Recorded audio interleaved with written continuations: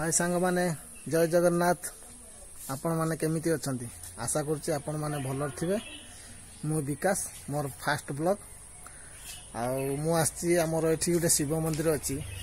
शिव मंदिर देखा पय आछि आ भाबिली आपण मानक सहित गोटे वीडियो गोटे शेयर करिवि। चलंतु देखिबे हमर एठी गोटे शिव मंदिर केमिति होईछि। एई देखंतु हमर गोटे शिव मंदिर। मंदिरटा आमर गाँव मथार मंदिरटा है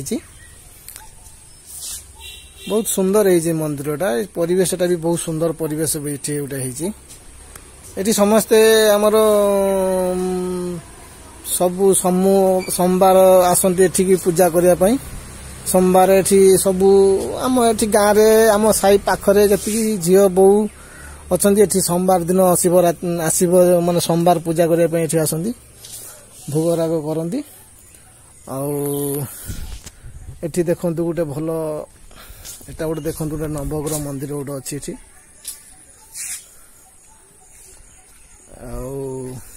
एठी देखंतु हमर शिवं को जगिचंती हमर बासा बलद।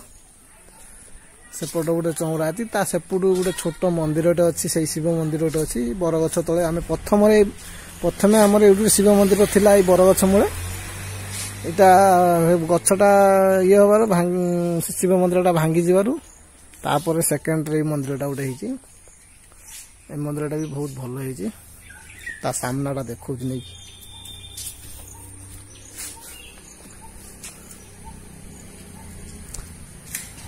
भल है ता सामनाटा।